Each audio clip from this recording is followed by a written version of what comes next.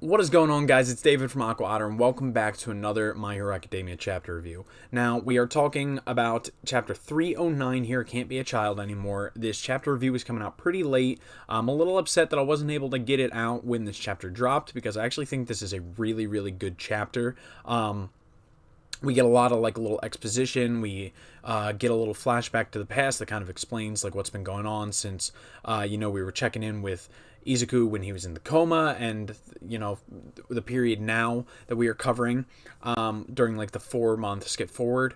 But yeah, so when we last left off in chapter 308, it was the fight between Deku and Muscular, and we kind of pick up like right at the end of that, but there's like a little gap in time here because the last thing we saw was actually Muscular getting like pretty much wrecked by Izuku. But we actually get to see, the first thing we see is we see the two other students from Ketsubutsu Academy, Shikui Makabe and Itejiro Toteki, the two other students that were kind of with Tatami Natagame and Yoshindo. They were the four second year students that we met back during the provisional licensing exams from Ketsubutsu Academy. And so those other two students, they're like in a different area of the city where this fight has been taking place. And Makabe is kind of saying like, hey, look, check that out. And you get to see kind of like a little panning shot of the city, and you see what you can assume to be Izuku, and they actually do like show you in the next panel that it is Izuku, kind of just like jumping from building to building. And Toteki is actually like, hey, look at that, it's Jailbreaker. He's been, and like he's kind of like saying like, oh look, he's been captured. And we get to see, this is where we see the close-up. We got Izuku, and he's got Muscular just kind of wrapped up in Black Whip, and we see Tatami, and she's like looking up at him, like holding Yo, who is like very injured. Remember, he like basically knocked himself out in the fight with Muscular. And she's just saying like, oh man, like I never got to thank him. And the civilians that they were trying to convince to come to Ketsubutsu Academy, the ones that were holed up in the Taguchi building, they come out with like a little makeshift stretcher and are like, here miss, use this, like you'll have a tough time hauling him away from here on your own. And one of them is like directing the other one to like go pull the car around, like we're gonna help like take care of this kid.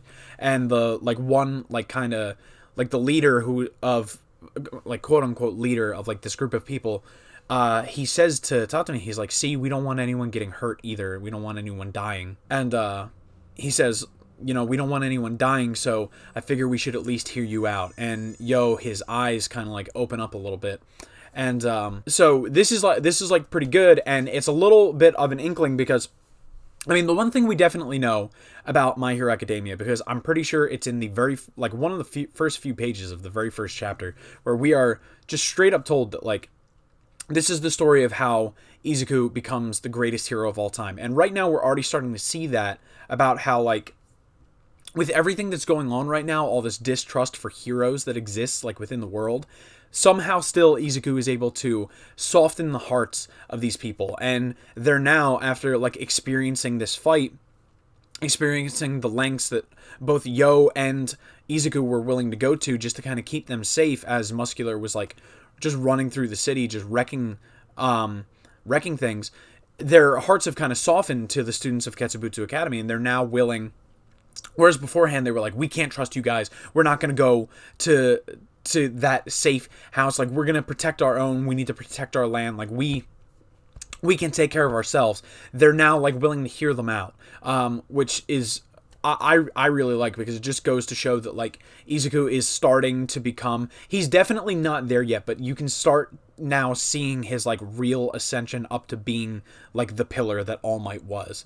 And I mean, I still have my theories on like the Pillar of Justice, and how I don't believe really that this story, I mean, it's definitely about how Deku becomes the #1 hero. Like, Deku is eventually going to replace All Might, but I still have my theories about how I feel like the real lesson that the heroes and like hero society needs to learn is that you can't just trust one hero to do it all. And that's kind of why we've been focusing on this like ensemble of characters that is Class 1A. Like, I definitely think that by the end of it, like, we're gonna, like, even though Deku, like I said, might be like the #1 hero, like, it's not just gonna be like one pillar of justice. Like, there's gonna be multiple pillars. But that's, we'll see how that plays out towards the end of the series. But so Tatami actually is thinking back, and she's like, wait a second, was that kid from the licensing exam? Like, I don't know, like he's got a totally different vibe, but that could that really be the same kid? And so like she's also kind of recognizing like maybe like holy crap, like we know this guy, like we know that guy that just saved us. And but so we completely cut away from the students from Ketsubutsu Academy now. They are like done for the rest of this chapter. We actually see the cloud of smoke is dropped down right in front of a police station, and the cops are all like, halt right there, don't move, like please, like state your business. And Izuku, covered up in smoke because of course he's using this like new smoke screen quirk that he got from the character's name is N, the predecessor that has the smoke screen quirk. I've been like trying to learn the predecessors' names so that I can like start referring to them, because all I know is like obviously All Might and then Nanashimura, and the smoke screen quirks guys, his name is N. But so he's been covering himself with the smoke screen to kind of like protect his identity. And he is just kind of like, he puts his hands up, he's covered in the smoke screen. He's like, you guys have Iron Maidens here, right? And that's when they notice that he actually has Jailbreaker tied up. And he's like, or Muscular. And he's like, they're like, oh, hold on a sec. Wait, that's Jailbreaker. And so as soon as they notice that, he just gets himself out of there. And they're like, wait a second. And he's just gone. And so he's jumping around the city, and he's like thinking to himself, like, oh man, the fourth has quieted down. His danger sense isn't going off. And he pulls out his phone, and he calls someone, and he says, All Might, I'm headed back. And so now this is where I start getting into some hype, because we see an alleyway, and we got All Might waiting in the alleyway. He's got himself a little Batmobile, right? And Izuku comes jumping down into the alley, superhero landing, and All Might just kind of looks at him and is like, hey, you hurt? And he's like, I'm all right. And All Might he's like wearing sunglasses. He takes the sunglasses off, and he's like, your arms and legs. And Izuku's like, they're just fine, thanks to you. And we actually get to see he like holds out his arm, and he's got like these bracers kind of around his arm. And he's like, it's a good thing you ordered these from America before they shut the border down, these mid-gauntlet compression support items. And we're going to talk about this, but I'm just going to finish out like this conversation about these gauntlets. And he, All Might says, well, they're just test samples, but they're made for endurance, but they should at least reinforce your body, like your whole body. He's like, they won't survive your output at 100% though, so like you got to be careful. And he's like, no going overboard before the big rematch. You got it? And Izuku's thinking to himself, he's like, no matter what happens to me. And he's starting to pull his mask back down over his face, and he's like, yeah, right. And so let's talk about this real quick before we move forward. Two big things happen here in this little stretch of panels. First of all, we learn a very crucial bit of information, which is that America Japan is completely, like, their borders are completely shut down. Like, there's been a travel ban. I don't know if it's a worldwide travel ban, but it does seem like at the very least that there's been a travel ban into Japan because of what's going on with, like, the whole huge prison base, the fact that basically all of Japan has to be living in shelters right now because it's been overrun by villains. We're kind of back to that age that existed back when All for One first, like, ruled everything. We've been told about this age multiple times where All for One was basically like sitting at the top of the entire hero and villain, this quirk-filled society, and he's firmly planted at the top. And we have kind of gotten to that, but the other countries are now kind of like, there's no import, there's no export, which means that I guess Deku's dad is never coming back into the story because we know he's off working overseas, and now there's this travel ban that's been imposed on Japan. But the second thing is, I think we, let's talk about the gauntlets. But also, I want to say that I think that we kind of got a canonization of what's his name, David Shield. Like, wasn't that the American sidekick that All Might, I mean, I've never seen the movie, the first My Hero movie, but David Shield, I believe, from what I know, he was All Might's sidekick during a period of time where All Might went and fought in America, and I'm pretty sure he owns like a support item company. So like, is this maybe like a canonization of David Shield and by extension like Melissa and all those characters from that movie? It's not like explicitly stated here, but I think that would be pretty cool, and that's kind of like the vibe that I was getting from there. But yeah, so now we do get like a further explanation about the gauntlets a little bit later and kind of why they ended up ordering them. So I'm going to actually hold off on talking about the gauntlets until we get to that point.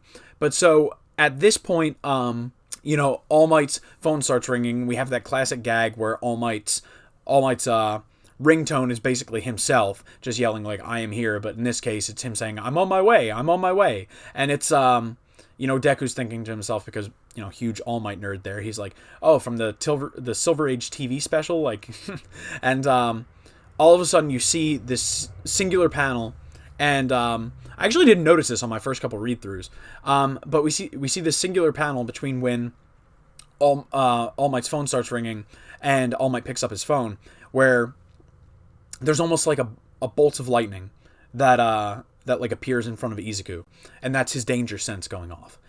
And so All Might picks up his phone, and we hear, hello, All Might, is Midoriya doing okay? And it's Hawks. And I love this panel here of, you see, there's like a huge villain, and I believe this is actually the gigantic villain that was referenced back in, right at the end of chapter 306, where, we see Izuku and he's like, a giant villain. Now we see actually now that Endeavor, Hawks, and Best Jeanist are all dealing with this giant villain. But I love this panel here where there's the giant villain in the background, and you see Endeavor and Best Jeanist fighting, and Hawks is just kind of in the foreground, and he's just all, completely ignoring what's going on. He's like letting his wings do the fighting for him, and he's just on the phone, just checking in on Izuku. And All Might is like, yeah, no problem so far. He actually just got back, and Izuku is like, sorry, gotta run, and just immediately like runs off, and then All Might's just like, and now he's gone. And Hawks is like, he's probably wary of putting you or anyone else in danger. He's like, one line of thinking would be to keep him completely like isolated and, to prepare to counter like what's eventually coming. Everyone kind of knows like what has to happen, like what this inevitable conflict that is kind of around the corner. And, but Hawks is like, we could do that, but if the people who ended up cracking open Tartarus like it was an egg come well prepared, it's over anyway. So there's no point. Like we might. He says, like the boy said, proactively seeking out the enemy raises our odds of victory, because if we catch them unaware instead of them coming after us, we have to be proactive about it, which we've already kind of known from like the past couple chapters. Like this is kind of what Izuku's doing. He's actively seeking out the League of Villains. He's looking for Shigaraki. He's looking for All for One. And so Hawks continues by saying, I realize this puts you in a tough position, but like, please keep doing your best to support him in the meantime. And we actually now cut away back to, as I said at the beginning of this video, we cut back to the hospital. And there's a little bit of a narration here saying that like, thanks to like cutting edge medical treatment and the help of Recovery Girl coming to the hospital, like a large number of the patients that were being treated there they were discharged after they had recovered. And they're saying that like Izuku wasn't really that far behind. And so we get this scene of Izuku in the hospital bed. He's now awake and out of the coma. His mom is there and All Might's there. And a doctor is telling them like, it seems like you've been previously warned that these extreme injuries could end up leaving you immobilized, calling back to that moment, where he was in the hospital and the doctor was like, if you keep overexerting yourself, you're going to lose use of your arms. And he says, you're lucky that you didn't suffer quite the same injury. He's like, in the past, it was almost as if little explosions were happening all over your arms and your legs, like they were all contained within your body. But this time, it was a little bit different. It was like the explosions, instead of happening in your body, they all happened kind of on the surface. So all of your injuries were kind of external, and nothing internal happened. And he's like, additionally, I suppose you used your quirk to wrap and reinforce your limbs from the inside out to keep them from shattering. And we actually get to see during the fight with Shigaraki now in this panel, we see Deku, he's, got his 100%, and his arms are wrapped with Black Whip. He's using Black Whip to like support his arms. And now this is, like I said earlier when we were talking about the compression bands, we actually get to see now why they ended up going with the compression bands and why they ended up ordering the support item. Because Deku using Black Whip to reinforce his body helped him like contain the injuries. So now they're using these compression bands much in a similar way, so that he can like focus on, instead of having to focus on using his own quirk, like he can't use Black Whip while he's reinforcing his arm. So now he has the compression bands to do that for him. But we get to see now the flashback to when he was first told, and we see that like back then he was only able to use 5%. Or his body was only able to withstand around like 5% of One For All's power. And the doctor is saying, the injuries that you occurred, they were similar in nature, but your body has changed since then. And we see Izuku now able to handle at least 45% of All For One's power. And the doctor basically ends off by saying, nevertheless, even though your body has changed, even though, you got lucky and the injuries were different, they weren't internal, they were external, the deterioration hasn't stopped. So you do still need to be careful. Like, you can still use or lose the use of your arm. So you have to keep being careful. And then he leaves, and we're just alone in the room with All Might, Izuku, and Izuku's mom. And she basically says, like, can I ask for an explanation? And now, here's the thing about Izuku's mom. I love Izuku's mom, but every time we see Izuku's mom, it's like, oh, we're going to have a serious conversation here. Like, things are going to get a little bit more intense and like emotional than anyone was really ready for. So she's there, she's asking for an explanation, and All Might is just kind of stone-faced. He's like, is that okay, kid? And she, we get this close-up of her face, and All Might basically says, his power, he's able to maintain it because he was born quirkless. But that's also why everyone is coming after him. And so now it's implied that we already knew that the secret was out, right? We knew that the secret was out because we had that exchange between All Might and Hawks and Endeavor and Best Jeanist where, he told them about One For All. We know that he wrote individual letters to every single person in Class 1A, so we know that all of them now know the secret of One For All, but now also Izuku's mom has been told the secret. And she basically asks, like, what's going to happen to him? And All Might says, we're making arrangements to keep him protected. UA will serve as and Izuku just cuts him off and is like, I'm not going back to UA. And All Might is like, I thought you might say that. And he's like, kid, and Izuku's mom is really shocked and is like, what are you saying? And Izuku says, which I just want to say, and I haven't said this in any of my other videos, I love that this seemingly insignificant quirk that we were introduced to all the way back in that training camp arc has become such a central focus of like this story, because he says Shigaraki has the ability to locate me. It wouldn't even come as a surprise if he showed up to attack me like literally right now while I'm in the hospital, but I don't want anyone else to get hurt. And we see all these flashbacks from back during the war arc.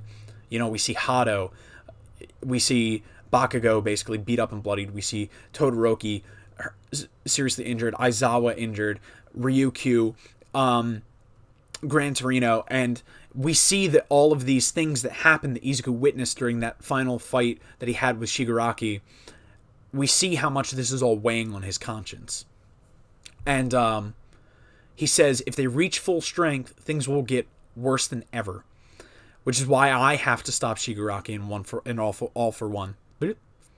Which is why I have to stop Shigaraki in All For One before that happens. I have to be proactive. I have to go out. And his mom says, but you're in the hospital right now because you couldn't beat them. And he just says, I'll get stronger. And she says, I know that I said I felt reassured, but no, hearing all this, I can't take it. And Izuku, he just kind of sighs, and he grabs his mom's hand and he says, Mom, when you thanked me and smiled, you don't know how happy that made me, and that's why. And we see a flashback. We've seen this flashback already of Izuku when he's a little kid. He's wearing his All Might onesie. His mom's, sitting on the floor with a blanket over her head, and she's going like, oh, save me. And, Izuku pops up with the, I am here. They're playing hero. And we see... I really, really love this whole page. Like, this entire page of paneling is so nice. It's just 2 panels. We see at the top we've got little Izuku in his All Might costume and his mom when they were younger, and she's hugging him, and she's like, wow, thank you so much, All Might. Oh my, you were my little Izuku all along. And then we see now, she's got tears in her eyes, and he's holding her, comforting her, and he's like, I have to go. but it's okay because I'll come home to you. And we see All Might. He's got this very serious look on his face, and we see that panel when he, got down on his knees and apologized and basically took responsibility to back when they were trying, implementing the dorm system, and he was like, I will take care of him. Like, I will live for him and I will take care of him. And he goes, I know I can't stop you from going, so I'm coming too, whether you like it or not. And then we get a little phone call happening between All Might and Best Jeanist. And, Best Jeanist is saying, oh, the boy is leaving.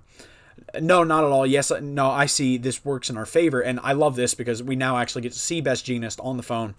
And Best Jeanist, very prim, very proper character. He's holding his phone to his face, kind of like, he's like very daintily holding his phone to his face. And even in the background, we see Hawks and Endeavor, and Hawks is like, oh, what a neat way to hold your phone. And so Best Jeanist is like, he may be the only one who can determine Shigaraki and the villain's location. We were already considering making him the focal point of our combined efforts. So, that totally works out. But, in any case, we'll follow in his wake and, make sure to maintain a safe distance, but we'll be like watching close behind. And then we get to see Izuku is now being discharged from the hospital, but he stops in. And this is where the confirmation comes in about something that, a lot of people had been theorizing ever since we saw the design of Izuku, post-time skip. And he actually goes and he's talking to Gran Torino in the hospital. And it's implied that he is telling him about his conversation with Nana and, what Nana wanted to pass along to Gran Torino. And he just says, Gran Torino's laying in the bed and he's like, is that so? Still crying about it, even in death. And he kind of looks at Izuku, and I really truly feel that in this moment, he's not talking to Izuku, but he is talking to Izuku, but he's actually talking as well past Izuku to Nana, his former, protege. And he just says, I should have made the kill. I'm sorry. And then he says to Izuku, don't be so rigid. Killing can be another way to save somebody. And he says, never forget that. And he hands Izuku his tattered scarf. And this is where, like I said, confirmation. Ever since we saw that design of him post time skip, everyone's been saying, oh, it looks like he's got that yellow, like Gran Torino scarf. It is Gran Torino's scarf. And he says, either way, you got to settle the score with the League of Villains. And then we get this final page of the chapter, full picture. We get Izuku in the middle. We got All Might, Best Jeanist, Endeavor, and Hawks. And it says, team up, top 3, and Deku and All Might. So now, Deku, All Might, Best Jeanist, Hawks, Endeavor, all of them are working together. Huge team up against the League of Villains. This is super, super hype. Man, this chapter was super, super good. Like I said in the beginning, there's a lot of real, the stuff with Izuku and his mom, like that really, really hit me. There's a lot of really good art. We finally get to find out a lot of good stuff. Like I just feel like it was a very, very impactful chapter. And we also get a lot of like really good information about like what's going on. Izuku with the compression bands, the fact that we get once again that little check-in with the state of the world, finding out that, there's been a travel ban, that Japan's borders are closed.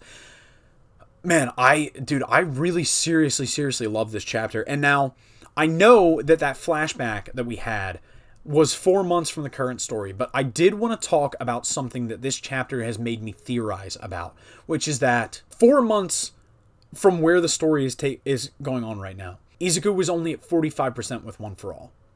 And now I know that like we are going to have to get significant leaps and bounds from then to now, because we are like pretty much in kind of a now or never type situation where it's like, all right, you really need to figure out how to use your power, or else like,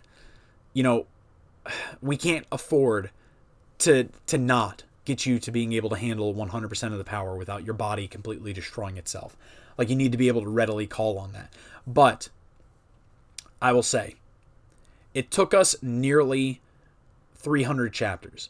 Like, give or take, I'm sure that we got there a little bit before chapter 300, but it took us nearly 300 chapters to get to the point where Izuku is able to use 45% of his power.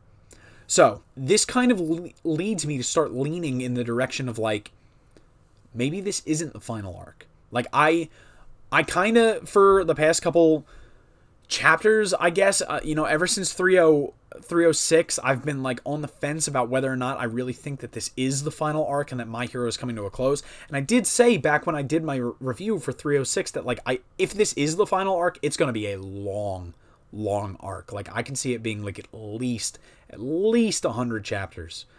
So, I don't know, but I don't know.